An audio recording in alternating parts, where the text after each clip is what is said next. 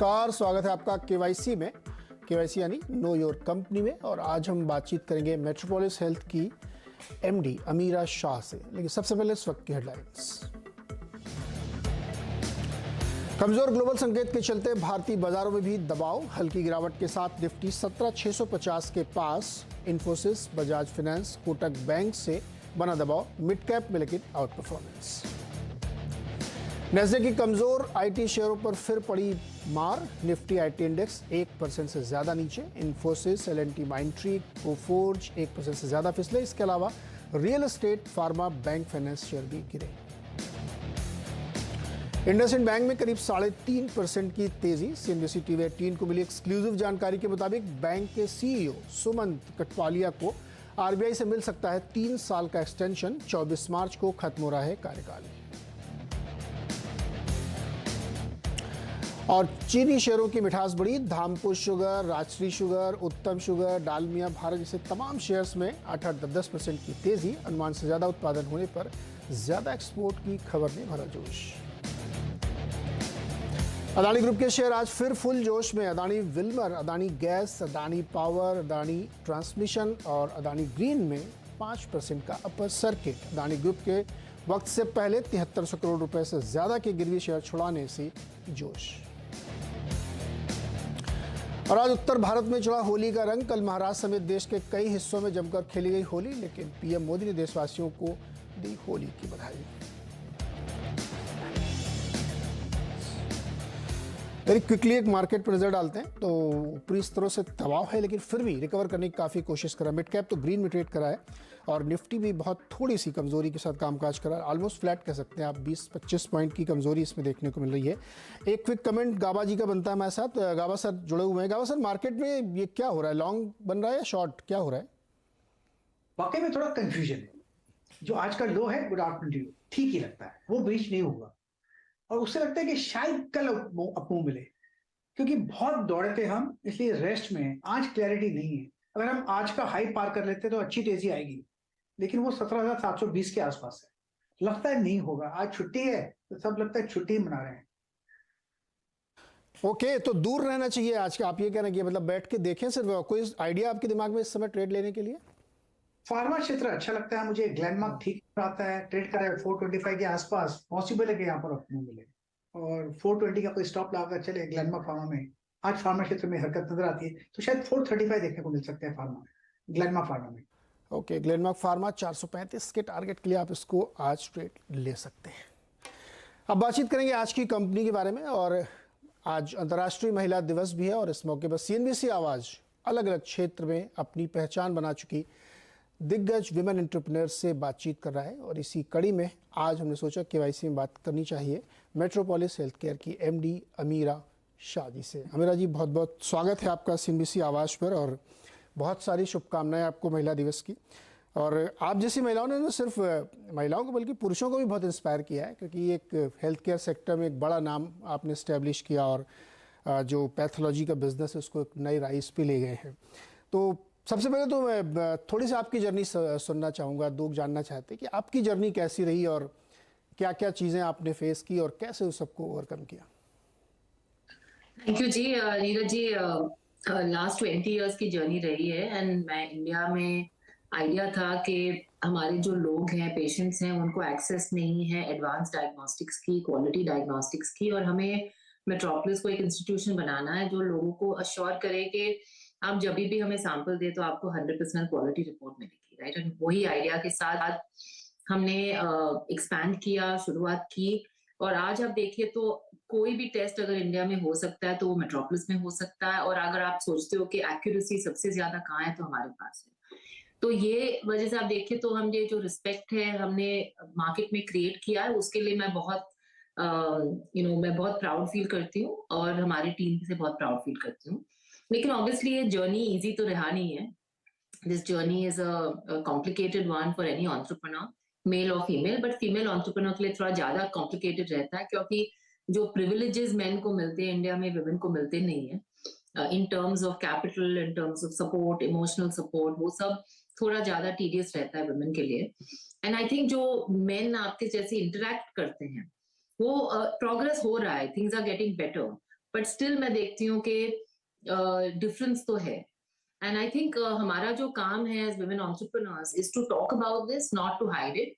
Because नहीं तो जो नए वुमेन एंटरप्रेन्योर्स हैं जो बिल्ड कर रहे हैं, उनको लगेगा कि जब उनके साथ ये सिचुएशन होती है तो उनको लगेगा सिर्फ उनके साथ हो रहा है, बट एक्चुअली सबके साथ होता है। एंड मेरा ऑलवेज यही प्रयत्न रहता है कि मैं विमेन एंटरप्रेन्योर्स को हेल्प करूं, मेंटोर करूं कि वो अपने बिजनेसेस को ग्रो करें। और आप आज के दिन देखिए तो कितने विमेन एंटरप्रेन्योर्स आ गए हैं, even though they are at startup level, but many more are there than they were 20 years ago. लेकिन जो चैलेंज होती है for most women is the barrier to scale, not the barrier to start. क्योंकि क्या हो जाता है जब वो स्टार्ट करते हैं 20-25 पे, बाय द टाइम आपकी बिजनेस एक्चुअली ग्रो हुए और आप स्केल हुए, आपके 10-20-25 साल लग जाते हैं। और वो सा टाइम में आपको चॉइसेस करने पड़ते हैं। You can have your family, you can have your children, you can support your family, be a good parent, but for that आपको हेल्प चाहिए अपने पार्टनर से, अपने पेरेंट्स से, अपने इन-लॉज से। और मोस्ट टाइम्स में वो पूरी हेल्प आती नहीं है, and that's why women then have to choose between the two. और वहां पे उनको लगता है कि अभी मैं माँ बनूं, should I give time to my children और should I take care of my company. असल में तो this should not be the choice should be to say how do I do both. Right, बहुत अच्छे से एक्सप्लेन किया ma'am आपने। अच्छा, ये मेरे को बड़ा सरप्राइजिंग लग रहा है कि इस ज़माने में, मतलब 2023 में हम लोग खड़े हैं और अभी भी लोगों की मानसिकता बदली नहीं है। जैसा कि आप कह रहे हैं कि अभी भी दिक्कत आती है, तो मैं थोड़ा सा और मुझे बताइए कि वो क्या चीज़ है जो ये जो एक गलत व्यवहार, गलत तरीका है जो विमेन एंटरप्रेन्योर के साथ होता है, कि जैसे आपने कहा कैपिटल में, या उनका एटीट्यूड क्या है? वो बहुत ईर्ष्या करते हैं वो लोग कि इनको आगे नहीं बढ़ने देना, या वो उनको लगता है कि ये इनको क्यों करना चाहिए? क्या वो क्यों फीलिंग क्या होती है? आप लोग क्या जज करते हैं?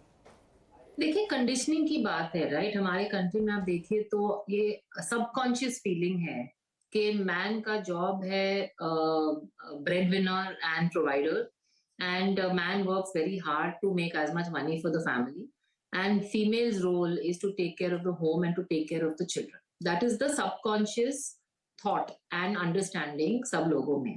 तो क्या हो जाता है कि मेन विल से नहीं, मैं बहुत एजुकेटेड हूँ, मैं सपोर्ट करता हूँ अपने वाइफ को, बट वो सपोर्ट करते हैं जब तक उनको आधा काम नहीं करना पड़े बच्चे को संभालने के लिए। Till the time the woman is managing the home and children and working, they are okay.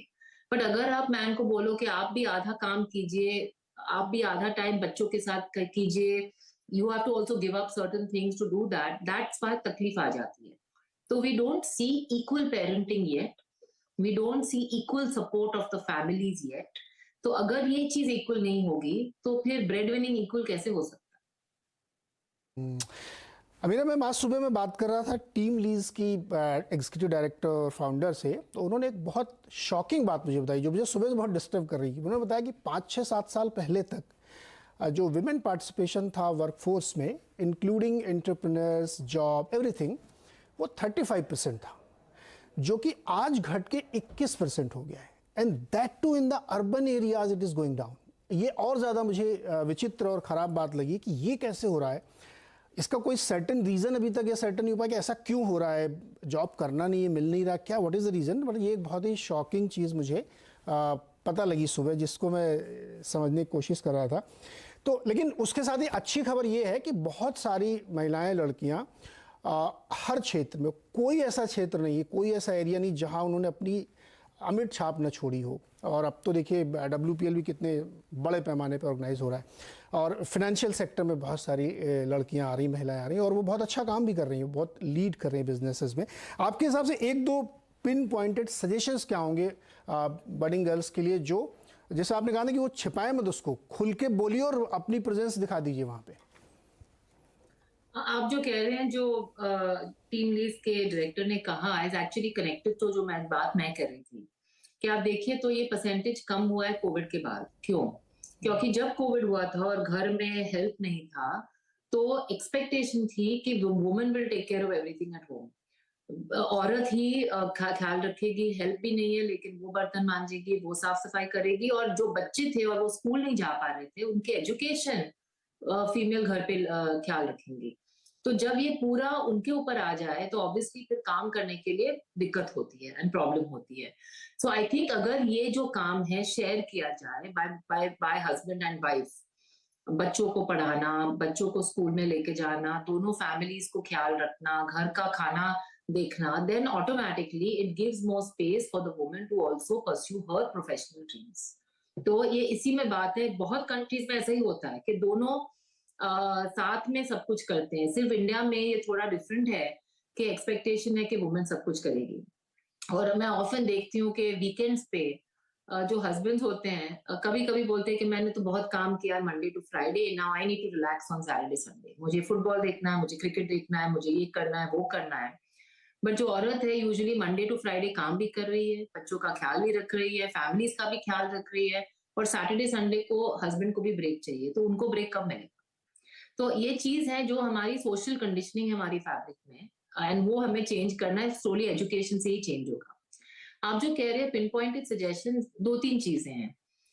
One is जो वुमेन को अपने आप से करना है. Women also are very shy about demanding their rightful place in home, shy about demanding their rightful earnings in the office. आज के दिन पे women are getting paid lesser for the same job than men, even in today's world in India and globally.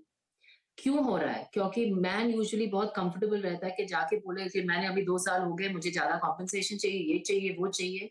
Women हिचकिचाती हैं, बहुत शाय रहती हैं, कुछ कहती नहीं है, और उनको लगता है कि हम ऑटोमेटिकली मुझे परफॉर्मेंस बोनस मिल जाएगा. वो ऑटोमेटिक होता नहीं है. So one is women themselves have to ask and demand this. Now this is harder said than done, because हमारे कंट्री में जब वुमेन डिमांड करती है तो मेन को अच्छा नहीं लगता, उनको लगता है ये बहुत अग्रेसिव है. तो ये भी डबल एज सॉर्ड है, because it becomes difficult to ask, but not ask in a way that is not helping you in the larger ecosystem. The second thing is हम क्या कर सकते हैं कम्युनिटी, गवर्नमेंट, कॉर्पोरेट जैसे, to assist women to come more and more into the workforce. So जैसे अगर women, हमने अभी मेट्रोपोलिस में एक new full circle 2.2 initiative launch की है डाइवर्सिटी एंड इंक्लूसिवनेस पे, कि जो भी वुमेन वर्कफोर्स से बाहर गई थी और उनको वापस आना है, तो we give them a full chance to come back with the training, with the support, with the help, and to come back into the positions that they were in before. So if all of us can do this from a community, corporate and government point of view, to give that kind of help to come back into the workforce, automatically India's GDP will also grow, because that many more people are working and are more productive. So I think that is the second thing.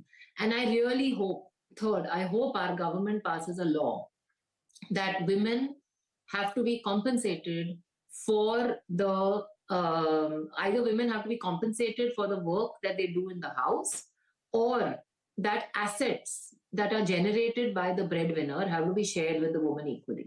क्योंकि आज के दिन में उनका जो काम होता है घर में, उसका कोई क्वांटिफाइबल वैल्यू नहीं है जी. और लोगों उनको ऐसे ही करना चाहिए. एंड जो भी पैसे मैन बनाते हैं वो अपने पास रखते हैं, वो शेयर नहीं होता वुमेन के साथ. And that is what doesn't lead to financial income. बिल्कुल. बहुत ये जो लास्ट वाला सुझाव है ये बहुत अच्छा है कि आप उनको शेयर करिए, पैसे दीजिए उनको. गवर्नमेंट को इसके बारे में सोचना चाहिए, लॉ बनाए, और आप घर के काम को छोटा मत समझिए. और रजिस्ट करती हैं जो महिलाएं अपने हक के लिए, उनको पूरा हक मिलना चाहिए. तो जो पुरुष लोग, जो मेल ये शो देख रहे हैं, उनको थोड़ा खाना ना बनाना सीख लेना चाहिए. मेड ना आए तो झाड़ू लगाना सीख लेना चाहिए. इसमें कोई शर्म की बात नहीं, अपने घर का ही आप काम करेंगे, क्योंकि वो दिन दूर नहीं जिस दिन आपको ज़बरदस्ती मजबूरी में करना पड़ेगा. तो अगर आप स्वेच्छा से सीख लेंगे तो फ़ायदे में रहेंगे, इसलिए कायदे में रहिए. मैम, अब थोड़ा सा बिजनेस के बारे में बात करते हैं. कैसा चल रहा है आजकल डायग्नोस्टिक बिजनेस? सुना बड़ा प्राइसिंग वगैरह की वजह से दिक्कत आ रही है, बड़ा कंपटीशन बढ़ रहा है. कैसा है बिजनेस आजकल? कंपटीशन तो बढ़ रहा है, वो तो सच है. वी हैव सीन के कोविड के बाद बहुत लोगों को लगा कि हेल्थ केयर तो बहुत पैसे बनते हैं, आ जाओ, और बहुत इजी बिजनेस है. आई थिंक अब जब लोग आ रहे हैं उनको पता चल रहा है कि इजी भी नहीं है, बहुत पैसे भी नहीं है. So there is a lot of hard work that goes to take care of patients. और अनफॉर्चुनेटली हमारे इंडस्ट्री में और हेल्थ केयर में पॉलिसीज नहीं है, रेगुलेशन नहीं है, तो कोई भी आ सकता है, कुछ भी कर सकता है, और पेशेंट्स को एक्चुअली हर्ट होता है. मैंने देखा है बहुत सालों से कि कोई लैब्स होते हैं, टेस्ट भी नहीं करते, कोई भी आ जाता है इंडस्ट्री में, गलत रिपोर्ट्स देते हैं, और पेशेंट को बहुत सफरिंग होती है. तो again government's job to put policies, regulation to ensure कि कोई भी अंदर नहीं आके कुछ भी करे. I think that is missing industry. And because of that, the competition is actually causing more commercialization of the industry rather than focus on accurate results and science.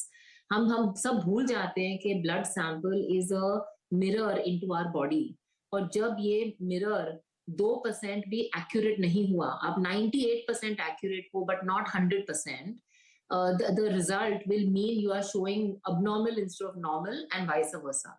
तो आप देखिए, तो अगर कोलेस्ट्रॉल में 200 कट ऑफ है and किसी ने 195 result दे दिया एंड एक्चुअल रिजल्ट था 205, इट मींस कि जो पेशेंट को 195 मिला, the precision difference is only 1%, but वो 195 वाला patient will not gate treated and 205 वाला पेशेंट विल गेट ट्रीटेड.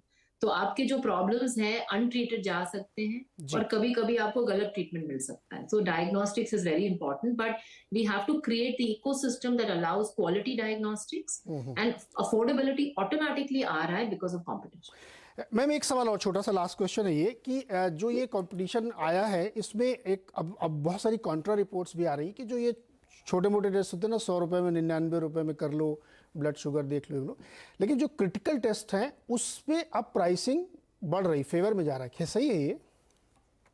नहीं जी, एक्चुअली ये रिपोर्ट्स बहुत अर्ली हैं. एक और कंपनी ने अगर थोड़ा प्राइस बढ़ा दिया तो पूरे इंडस्ट्री में रिफ्लेक्ट नहीं होता.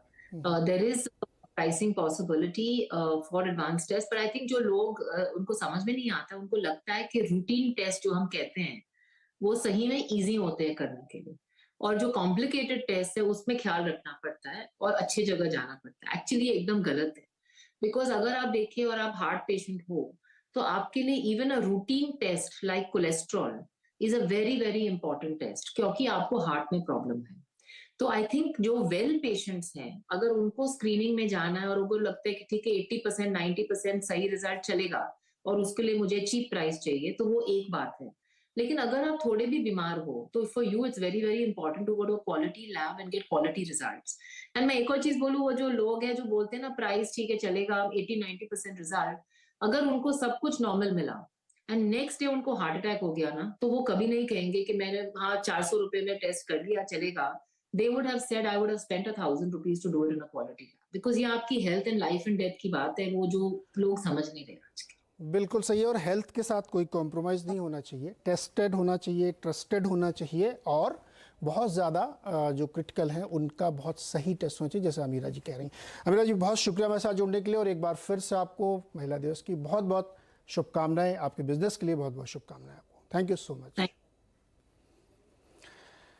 चलिए एक छोटा सा ब्रेक लेते हैं यहाँ पे, लौट के आगे देखेंगे मार्केट की इस वक्त. फिर से आपका नजर डालिए, काफ़ी अच्छी रिकवरी देखने को मिल रही है. निफ्टी मात्र 20-22 पॉइंट ही नीचे रह गया है और बैंक निफ्टी भी उतना ही है. दोनों बिल्कुल ऐसा लग रहा है कि कुछ ही देर में वो ग्रीन में आ सकते हैं. तो एक शानदार रिकवरी की तरफ बाजार बढ़ रहा है और मिड कैप तो ऑलरेडी ग्रीन में ट्रेड कर रहा है. चलिए अगले 1.5 घंटे में यहाँ से स्ट्रेटजी बनाएंगे आपके लिए कि क्या आपको इस वक्त ट्रेड लेना चाहिए कमाई का अड्डा में. छोटा सा ब्रेक लेते हैं अभी.